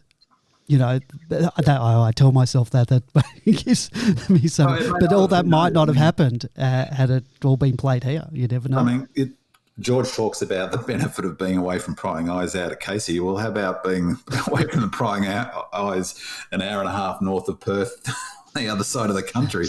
So, I think that whatever the case, it's we're going to get a crack at it next season. And so the club gets another crack at that engagement. If I'd been to a grand final this year and watched all the finals and been to all the games I'd want to, maybe I won't turn up to round one next year. But I tell you what, I'll be desperate to be at the G round one next year. How many, if we can have full crowd, just say it's 100% come February or March next year, they'll get a full crowd. And the unfurling of the flag. Yeah, that's for that game. The unfurling of the flag is a sort of thing that people probably love to see, but we're going to love to see it, if you know what I mean. Because we didn't get to see it. So it's going to be, I think that's the silver lining, is they get a second crack at engagement, get a second crack at keeping those crowds up and building momentum. I think that redemption story. We've done that now. Now it's the dynasty story. Facilities. Your strategic plan also outlined the finishing off of the high performance facility at Casey. There we mentioned that, start construction of the new Melbourne home base facility, aiming to be within walking distance of the MCG. And as mentioned, George, you said that the high performance facility at Casey and the fact that the boys are training in the pre-season and during the year on an MCG size oval has had an effect on our performance. The proof is in the pudding, what we saw this year. George, where are we currently at with the rest of that plan in terms of our facilities and home base? We didn't get much from Gary. They sort of say things are moving along. I don't think we'll hear anything from Gary or Kate Rothie until the AGM. They were talking about earlier in the year having something more positive by the end of the year, but it was pretty obvious from when we were talking to Gary a couple of weeks ago that it's heavily dependent on state government announcements, and they're probably tied into all sorts of things, the political calendar as well, picking the right time to say these things. So really we've got nothing else to report. I walked past the Gosh's paddock about a week and a half ago, and there's been no change there that I can see. But that was all slated to be resurfaced towards the end of this year and early next year. So what we do know is that we'll be out of Casey, I'd imagine, for most of 2022, certainly in terms of the pre-season. The girls were running around at Gosh's just a couple of days ago, but I suspect they're going to be out of Casey as well in the coming weeks. But yeah, nothing else to report here because we're eagerly awaiting the news from the people further up the tree than us. All right, let's move on to our expectations for 2022. Pass or fail. Straight off the bat for me, it's finals or bust. Ideally, we want to be in the top 4 position, top 2 for the all-important home run to a grand final, particularly if we're back at the MCG. Despite us being spoiled this season by a flag, I know it might be unrealistic to just expect another one just to come and fall in our laps. A lot of things have to go right, but now that we've got a flag, I want more. I hope the boys want more. And I know I can't just expect it, but I really want to see one live and be able to celebrate it properly. So for me, a failure is not making finals, but top 4 really at a minimum has to be the goal. Guys, what do you think, B-Man? Absolutely, top 4. Definitely anything less, a lot can happen, obviously, injuries and those sorts of things. So, assuming no injuries, because as I said at the top of the show, it's by far the biggest factor in football in terms of likelihood of success. But let's say that we have an okay run with injuries, even with some, injuries through the season, top 4, 100%. And I think that we're, this wasn't a flash in the pan, so that's what the club should be aiming at, and I'll be very surprised if they're not. Be interesting actually to hear what their messaging is around it, because it always comes up. But I presume it'll be something like, our focus is every year make finals, and that's what we'll look to do, and then we'll see from there. But I think that top 4 is critical. You don't win the flag from outside top 4, and 2016 the Dogs flag is still the different, what is it? They proves the exception, the rule that that's an outlier, isn't it? So we need to finish top 4 if we're going to win a flag, and I'm pretty confident that we will. George? Yeah, but exactly the same. Top 4. We've proven that we've got a good enough team, good enough players to win a premiership now. We would expect to be top 4, and I think it's going back to Goody's consistent messaging. This was said a long, long time ago by him. Premierships are really hard to win, and all those factors that we've talked about tonight have to come together in order to win a premiership. Whether that's achievable in 2022, we can only wait and see, but we've got those necessary building blocks to be able to win a premiership again. We're not going to be losing a whole stack of players due to age or retirement. the injury situation, I think, is critical. Richmond proved it certainly in 2 of their premierships, where they had virtually a whole list for the whole season available and finished up as premiers like we did this year. And so that's critical. And if you've just looking at the ladder at the end of this season, the story is in the ladder itself. If you finish outside top 4 like this year, then you were losing somewhere between 5 and 7 games. If you finish in 7th or 8th, you're losing 10 to 11 games in the season. If you're losing that many games, your team's not good enough. It's as simple as that. You're not going to be successful at the end of the season. So you must finish top 4, preferably top 2, because it gives you that second chance. You can lose a game here or there, as we did during the season. So top 2 is absolutely delightful, but you must finish top 4. Outside top 4, just give it away almost. You're not good enough, quite simply. So it's easy to remember. It's difficult to forget, that the Dogs have now, it's been 5 years since they won their premiership. That shows you how hard it is. And they've got essentially the same sort of team that they had in 2016. Richmond won two premierships in a row and then don't make the finals this year. That's how quickly you can fall off if you don't have all of these other factors playing together for you. But we would expect to be top 4 simply because we've got the right list, we've got the right fitness levels at least, the right capabilities. We're serious contenders now for quite some time, so we'll keep the hopes that Andy will get to see his premiership next year. Well, you look at Essendon in 2000, and who would have thought that they would be now 21 years without another flag, and a few years after that, they haven't won a final for 6,000, nearly 7,000 days. Things can fall away very quickly. And I mean, we've got our list is in a really brilliant shape in terms of its demographic. There's been a few other teams that have won flags with a young list, but not flags. I mean, we're right up there in terms of game played. If you go back to 96, we're 4th on that. 97, the Crows, 2016, Footscray, and 98 Adelaide team. They're above us, but then Melbourne, we're there. But those teams they weren't as dominant as we were. So we've got a list demographic that's in great shape. We've got right across, 26, Dunstan is going to just be about the oldest player outside of Maxi when he comes next season. So, we've got stars right through.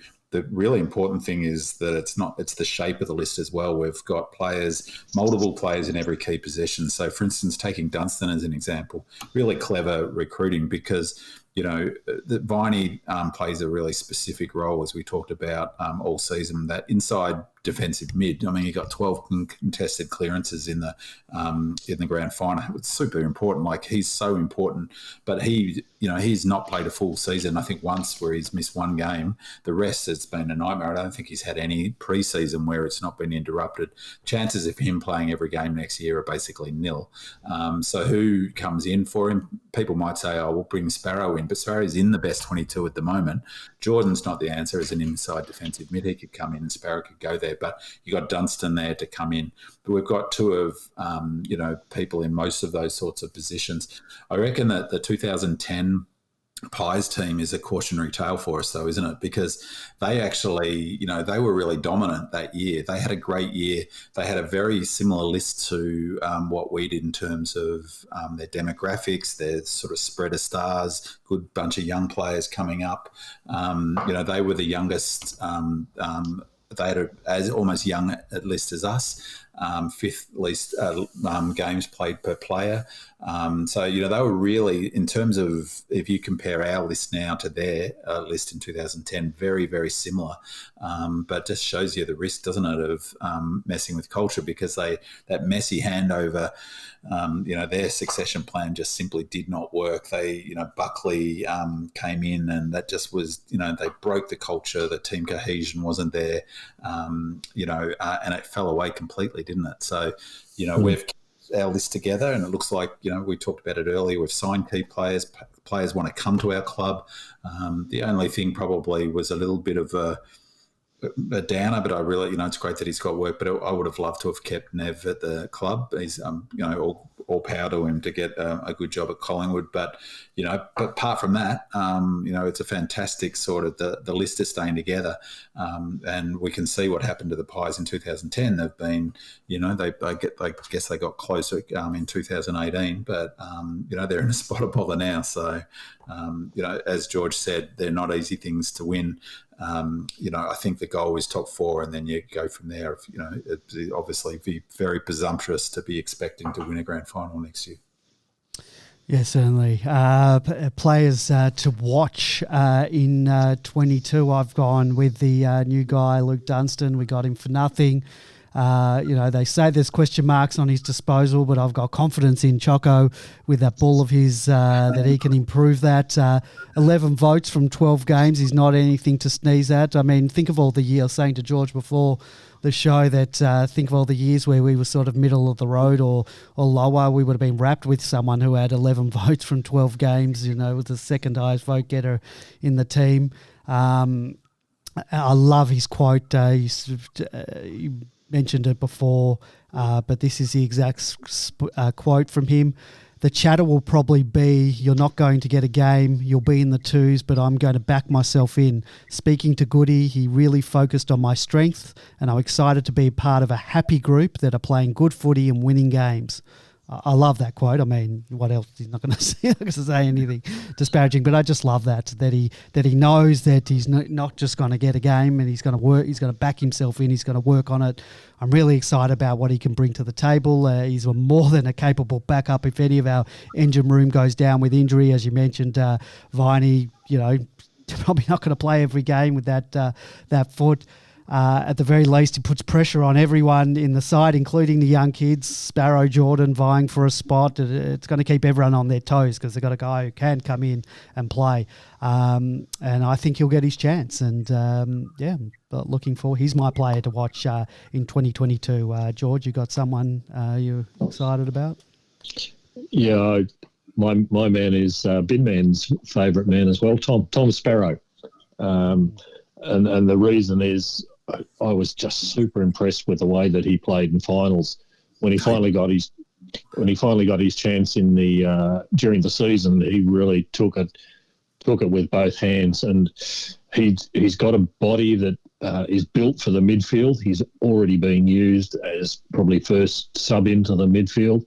I think we'll see something special coming out of him, like Dunstan.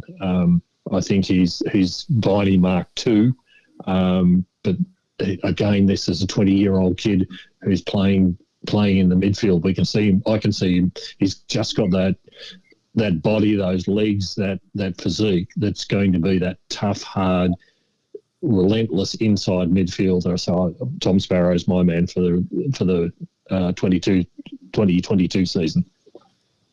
Great call, George. Going back, it's easy to forget, but he came in, and remember when he first came in, I come off the bench, I think got a handful of possessions. The next game, maybe 10 or 12 when he got into the side. He's sort of exactly as you say. I'd forgotten really that he built on that to play the games he did in the final, including the grand final.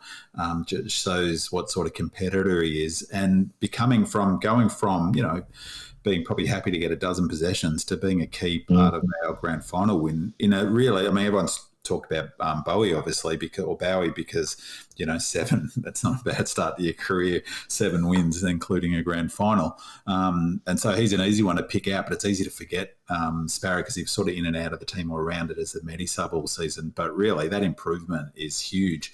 So it's one, thinking of a highlight from the grand final, I love it. Well, after he kicks that goal, I don't know what symbol he does, like it must be something that they do within the team, or I don't know what it means, but if you go back, the goal that he kicks in that third quarter blitz, he does some hand signal, and it's just awesome. I just love how much he's loving it. So for me, I've got 3 players to watch next season. Dean Turner, He just looks like a footballer to me, and he'll be someone who, to watch whether he can get into that back line. And certainly he might provide cover if we need injuries. Be interesting to see what happens with Tomlinson next year. He looks super fit, I have to say, as to all the team. The other two that I'm really curious to see how they'll go next year is one is DeClace. He looks really classy ball user, and he's got something about him, I reckon, with another full preseason. He hasn't had one yet, has he? No. He'll be really interesting to see what level he can get to. He's a smart player, got good skills. And then the other one, Rosman, who's, it'll be really interesting to see where he gets to next season with his footy. Unfortunate for him, wasn't it, not being able to, and also all of those younger players not being able to get VFL games into them. But maybe that's helped them injury-wise, and, they can attack the preseason. I'm not sure about, whether either of you know about our situation with surgeries, and I haven't heard of too many. So they can all attack the preseason with a bit of gusto, including those players who couldn't get into the ones like him, Rosman. I reckon he's got a bit of X factor about him too, and I'll be interested to see where he can get to next season. It was great that all of those guys were there and a part of the celebration, because think of how hungry it'll make them to want to be a part of that, to want to get into that team. So hopefully next year it looks like, well, with things opening up, Casey, barring some other new variant being unleashed, if Casey can get a crack at it, these guys are chomping at the bit to play. It exactly as I say with someone like Dunstan is, that's what a club needs, isn't it? You need players who, you speak about Sparrow, he can't take anything for granted, can he? No. So Jordan couldn't get on the ground in a grand final. How desperate's he going to be a regular senior player? You need He'll be jumping out of his skin. Yeah, you need players desperate to take players' spots in the one. And I think there's a bit of a balancing act. It goes back to culture. You've got to keep people happy and motivated. They've clearly shown their hand. Woody's shown their hand. The coaching staff is they're not going to change winning teams. So you get in this team, you earn your spot. It's a good chance you'll keep your spot, assuming you don't do things like punch the ball up into the stand like Melksham. So I reckon that's where, that's a team that you need to win more than one flag, is that you've got those players who are saying, I'm coming for your spot in a good way, not spiking your drink on a Friday night way. I think that there's some hungry young players. Just on that, I love the fact that those players were all in their footy jumpers with their numbers on it in the grand final. I thought that was a really good touch. Yeah, it was great to see. Well, we may as well quickly talk about trade week as well. We've talked about Dunstan, and we got him for nothing. Let's talk about the trade that saw us move up from pick 33 to pick 17 in this year's draft. We gave up next year's first round pick, this year's pick 33 and 45, and we've received pick 17, 37 and 49. And the Demons have been the masters of trading up for picks. In the past, we've lamented giving up first round or future first round picks, particularly with the Lever May and Cozzy trades, but they've all worked out fantastically for us. I guess time will tell with this trade. Obviously, if the wheels fall off next year and we finish bottom 4 or even bottom 10, this trade might bite us in the bum. But I guess you have to back yourself in and say we're going to have a fantastic year. We're going to finish top 4, top 2. So let's take pick 17 this year. George, what do you think of that type of trading? To this day, I don't know how in the hell we got pick 17 from where we started. So it's all credit to Tim Lamb and his team to be able to do this yet again. I think the takeaway from the outside, because we're not yet party to what the intention is, but you really strongly suggest we've got someone particularly in mind around about that mark. That's what I was thinking. Or someone they don't want to risk going at 24 or 25, because Taylor's really shown that, isn't he? That he doesn't really care about the numbers. If he doesn't care about taking someone that maybe the rest of the teams have got him at 10 higher or whatever. Yeah, it might be someone at 25 or something, exactly. and he knows we're not going to get him at 33, but if we go 17, we can grab him. Exactly. Yeah.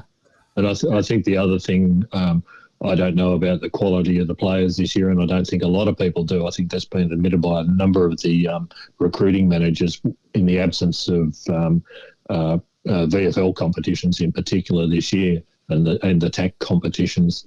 You've probably got 1 to 15 sort of capable that everybody knows about, and I've heard it described as you throw a blanket over the rest of them out to about pick 50. Once again, I think we've got our minds on someone in particular after that.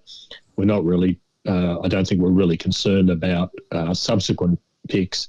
And the proof of that is that we've signed up so many of our existing players to short-term contracts, again, because you don't know what you're going to replace with them, other than a 17-year-old who may be all right. But, at least we know with those players, those 7 players, I think that we recontracted, you know exactly what you've got with them, and they're probably better than pick 100, 97 or whatever, which might be their natural replacement. So it'll be pick 17 and a couple of others beyond that, but not much more. So, but I'm just amazed still that we got pick 17.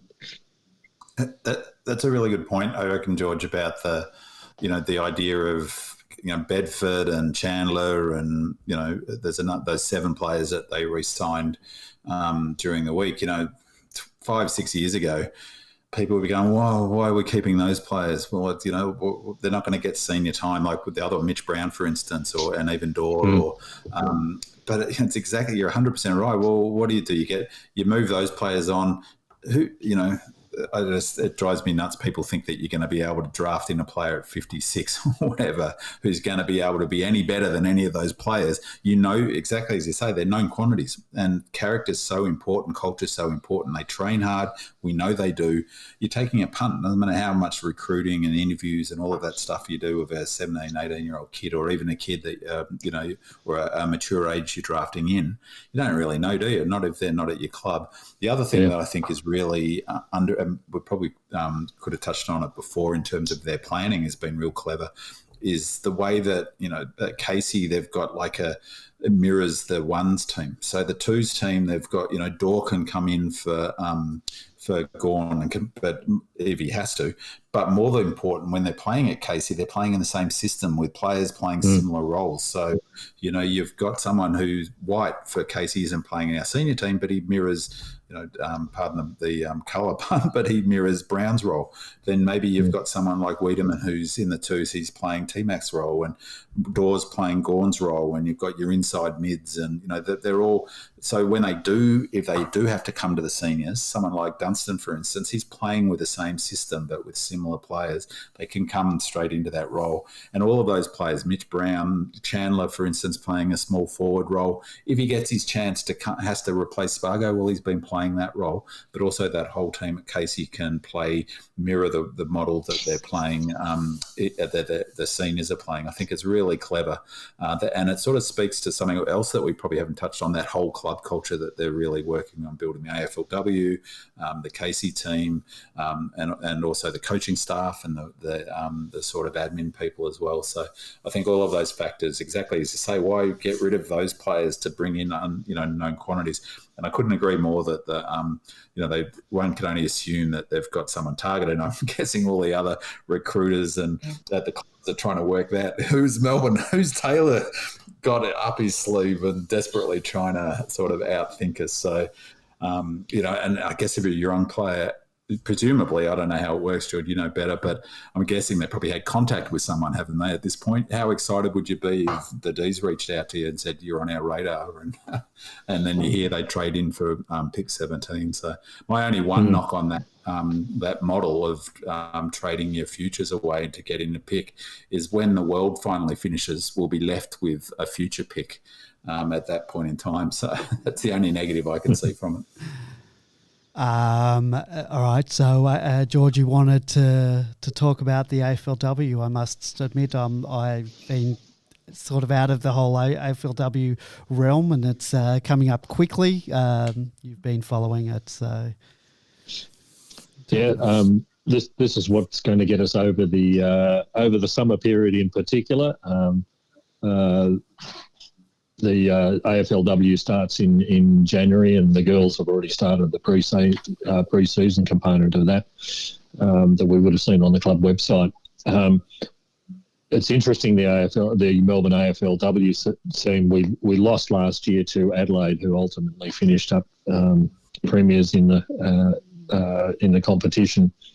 And it's important to remember how strong Adelaide are and Brisbane are, because effectively they're one team, one state teams, all in one. It's not going to be for another 12 months until Port Adelaide are brought into the system, and when Hawthorn come in as well.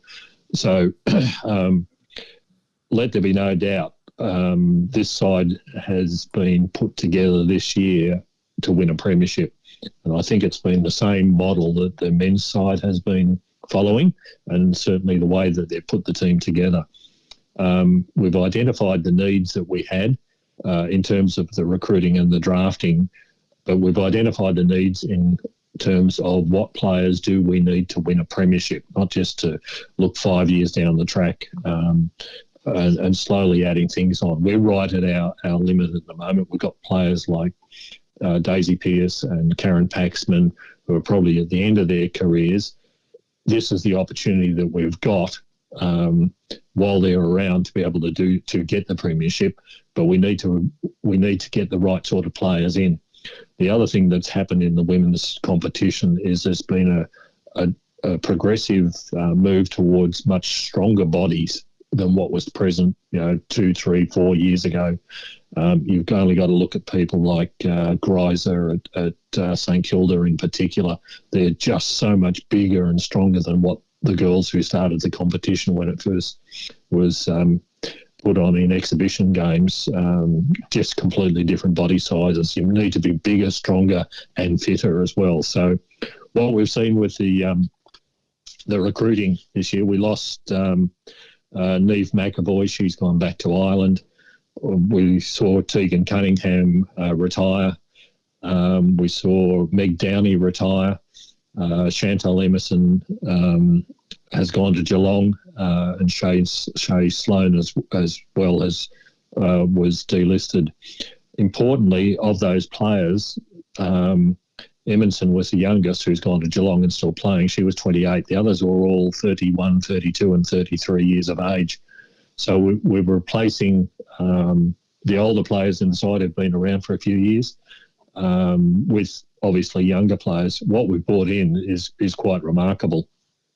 Firstly, from the drafting component, we brought in Talia Gillard, who's 190 centimetres. She's the tallest draftee in the 2021 draft at 190 centimetres. Plays in the ruck, obviously. But this is part of this change in the physical attributes of the girls. Much taller, much bigger, much stronger sort of thing. She was in the VFLW Team of the Year as the ruck, of course, because she was simply the best at that. We've also brought in Georgia Campbell. She was a father-daughter selection. She's also another ruck at 182 centimetres, and she also was named in the VFLW Team of the Year at full forward. She plays a similar sort of style of game to Luke Jackson. So watch out for her, because she's very, very mobile. Like I said, fits in either the ruck or the full forward sort of role, and she'll be really damaging when the season starts. The other ones we drafted, Eliza West was actually fourth in the BFLW at Casey, and showing part of the Casey development sort of programs down there. She was fourth in the VFLW for disposals. She's, again, a little bit older because she's been playing down at Casey for a couple of years at 24 years of age, but she's a really tough, strong mid. Also, Alison Brown that we've brought in as a defender from the Saints and the Blues. She was actually the Saints' first draft pick a couple of years ago, and again, 24 years old. So just a little bit older, a little bit more mature. Importantly, the two that are really going to make a dramatic difference this year, firstly, Taylor Harris. We all know about her because she played in the exhibition games for Melbourne before she went up to Brisbane and then to Carlton. She's twice been Carlton's leading goal kicker and has played 37 games. Brilliant leap on her, and just knows how to read the play really well. I wouldn't get into a fight with her. She's actually the world's fourth best female middleweight boxer. So don't take her on in any way, shape, or form. The other one we brought in from Geelong was Liv Purcell. Again, a really strong midfielder. She's only 20 years old. She did an ACL early last season, so she may not start the next season for us until a couple of games in. But she's played 19 games with Geelong. She was in the 2020 AFLW All-Australian team, and she won the Geelong Best and Fairest that year. So I can imagine where she's at in the sense that Geelong were pretty ordinary as a team. But she's recognised that if you want to go somewhere, you need to go somewhere that's going to be on the up. And having missed a lot of last season in particular, she's keen to get to a group where she'll get those opportunities. So again, what you're seeing through the drafting and the trading, big-bodied, well-experienced, tall players that we really needed to bring into the side. So I had a look at our midfield, and when you look at the men's team, when you've got the lineup of talent in there, that's exactly the same in the girls. We had Karen Paxman, Lily Mithen, Eden Zanker, Lauren Pearce as the ruck, and Shelley Scott. And into that, for this coming season, we've added Liv Purcell and Tyler Hanks, who played her first year last year, and Eliza McNamara. But now we've also got Gillard and West in there as well. So we've got, nearly 10 players who in ruck positions and or midfield type positions are all available for us this year. The back line has been bolstered with the addition of I think it was a player from Geelong, I've forgotten it off the top of my head, Alison Brown. But we've got a really strong back line. If you remember, we've talked about Lever and May during the whole year. We've got Gabby Colvin and Libby Birch both down there and ably supported. Hopefully McGoldrick comes back from Ireland this year. She did a hamstring very badly at the later stages of last year. And also Specky McGee, again, hopefully from Ireland. So all of these girls are really tough and hard defenders, which is exactly the same as what the men's team's renowned for. So we've got a lot of players who are going to win their own ball. We know all about how the men play. The girls are being set up in the same way. We've got strong defenders, and we've put in a forward line that, with the addition of Taylor Harris in particular, almost mirrors what we did with Ben Brown in the men's side. We've put together exactly what we want. So we will be challenging absolutely for a premiership crack this year with the girls. Sounds exciting. Awesome, George. That was fantastic. What a review in a few minutes. It's got me fired up. I can't wait for it. And just what's your sense do you think this will be Daisy's last season? Daisy's 33. I suspect that'll be the case. I think Karen Paxman's a little bit older, but Daisy's changed her role. She was moved into the forward line because we were really desperate for a goal kicker last year, and her smarts around the ball and her ability to read the play certainly got her a lot of opportunities and goals during the year. But I suspect this will be Daisy's last year. The change in the girls coming through has been quite dramatic. Daisy was exceptional, a real standout a couple of years ago. And while she's a bit older, there are just as many standout girls who are 17 years of age and 18 years of age these days. So, I suspect that it may well be the case that this will be her last season. So here's another reason for us to go for it this year. That's what I thought. It's sort of almost like the AFLW equivalent of do it for Robbie, but do it for Daisy because, like she's been a pioneer, obviously. And I think, my gut feeling is that she'll play this year and then be the senior coach next year in the AFLW would be or maybe she'll do an apprenticeship. But yeah, I could see that happening for sure, and I'd love it if that came to pass. So you're right, though. If you compare how she's not built like some of these young players coming through, or even some of those other players you mentioned, the mid-20s. Yeah, awesome. I think she's got an even bigger future for you, Ben Man, from your perspective, Ben Man, in is that she can replace Brian Taylor very readily. Yeah. Oh, absolutely. Just on Brian Taylor listening, actually, a bit of an accident. We started him, watch out. Daisy too, but I was annoyed with her commentary, but don't get me started. But I reckon Brian must have been drinking or something, because he said some bizarre things he said at one point, he had a table in front of him. It was on the screen about goals when Frida. He said, no one's kicked 5 goals in the noughties or something. I was thinking, well, can't you read the 4 or 5 players who have? That was one of a number of complete stuff-ups he made. Another one where Brown marked, and he said they're all involved in the aerial contest, and Brown swoops in. In fact, Brown was the only one involved in the aerial contest. Everyone was wrestling with Gawn. There was about 10 of them. It was incredible. Yeah, it was because I've watched it so many times, or bits and pieces of it. He just, I don't know what was going on. It just was like he wasn't part of reality of what was actually happening and things that were in front of him. And he was there. He was at the ground. And then Daisy says, in answer to why, because he kept on asking, well, what do you think? What's the turnaround, Daisy? And asking her questions.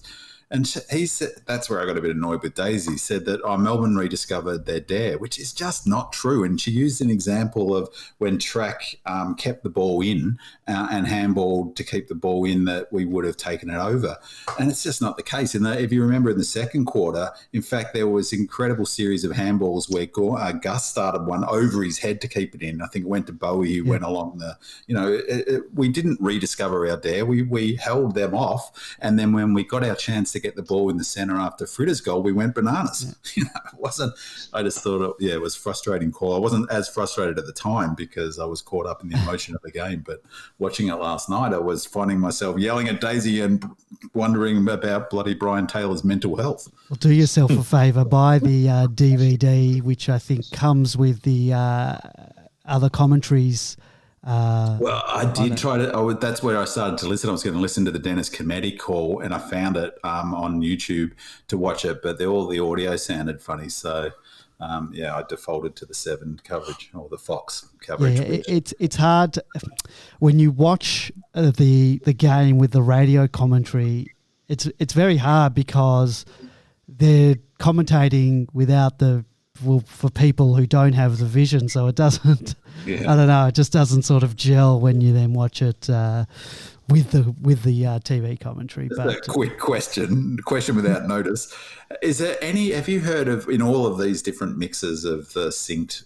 Is there any with no commentary, just the sound of the crowd? That's what I want. I don't believe so. Right. That I've seen, but you should put a man on the moon, and you should be able to do that through your TV, whether it's through KO or Foxtel. You should have the option to turn the commentary off. Totally. Just one for that was a brilliant summary of the AFLW, and I can't wait, George, just to get me through the summer. That will be an important aspect of it. But for both of you, I just wanted to let you know about an upcoming show that I'll be watching over the summer, streaming 26-part series. I couldn't recommend it highly enough. I can't wait. I'm going to start watching it, one episode a week starting this weekend. And it's every game we played, including the practice game against the Dogs. So I'm going to watch that every week in the lead up to next year's final and enjoy that sort of the season all over again, 1 week at a time. So I urge you to give it a go. It's supposed to be a terrific show.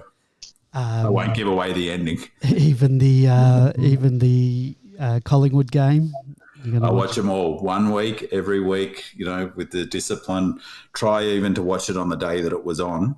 But I thought I'd start with the Doggies pre-season game. If you watched that game, you wouldn't have thought we'd end up where we ended up. Yes, I did say we would. We did have a lot of players not playing that day, though. Yeah. Well, boys, it's been a fantastic season. I can't thank the two of you enough for coming on this journey with me. I've enjoyed every minute. What a season. I mean, to how many games did we win, including the grand final? Did anyone got that off the top of their heads? 20 in a draw, wasn't it? 20 a draw, and what did we lose? Four games? Five? I don't know about the losses. 4. Yeah.